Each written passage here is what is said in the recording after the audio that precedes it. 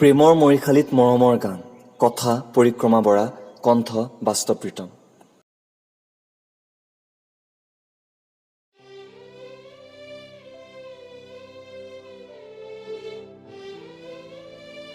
এনেকৈ কেতিয়াবা এনেকৈ লিখি পেলাওঁ বহুত কথা।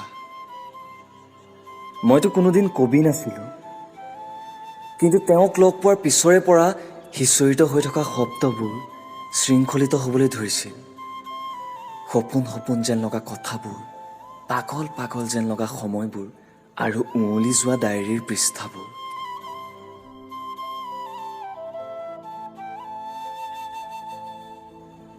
প্ৰেম কি?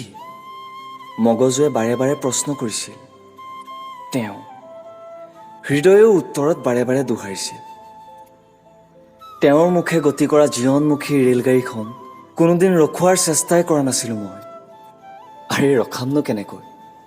অনুভৱবোৰে যে ইমান ভাল লগা আছিল, জানি শুনিও মই আগবাঢ়িছিলোঁ নিজক বৰবাদ কৰিবলৈ।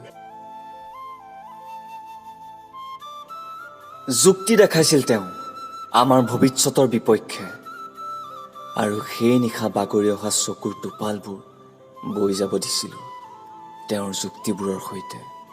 দূৰত্ব নাছিল আমাৰ, কিন্তু হৃদয়ৰ দূৰত্ব বঢ়াবলৈ হয়তো অৱহেলাই যথেষ্ট আছিল। কষ্ট হ'ব তোৰ, সিহঁতবোৰে কৈছিল, কিন্তু সিহঁতৰ কথাবোৰ একদম বাজে আছিল, একদম বাজে আছিল মোৰ বাবে।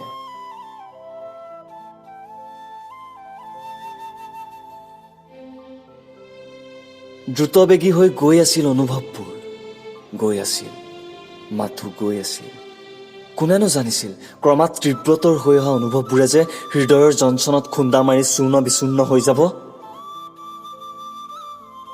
কষ্ট হৈছিল, বহুত কষ্ট। দুখৰ বোজা বেছি হৈ গ'লে প্ৰকাশ কৰিবলৈ চকুৰ পানীও কম হৈ পৰে। ঠিক এনেকুৱাই হৈছিল। উভতি আহিবলৈ বহুত চেষ্টা কৰিলোঁ সপোনৰ সেই সজাটোৰ পৰা, আৰু আহিব পাৰিলোঁ, কিন্তু উজাগৰি অপেক্ষাবোৰ, সেই অপেক্ষাবোৰ এতিয়াও অভ্যাস হৈ ৰৈ গ'ল। তেওঁৰ সন্মুখতে মই জ্বলি জ্বলি ছাই হৈ গৈ থাকিলোঁ। ৰাস্তা ধূসৰ হৈ যোৱা স্বত্তেও আগবাঢ়িবই বিচৰা নাছিলোঁ। ৰৈ আছিলোঁ মই একে ঠাইতে তেওঁৰ অপেক্ষাত। অথচ তেওঁ কোনোদিন মোৰ নাছিলেই। তেওঁ গুচি গৈছিল সকলোবোৰ জানিও, দূৰ হৈ গৈ আছিল, আৰু মই চকুৰে নেদেখা হোৱালৈকে চাই ৰৈছিলোঁ তেওঁ। এতিয়া আমি দুয়ো বেলেগ বেলেগ জগতৰ বাসিন্দা হ'লোঁ।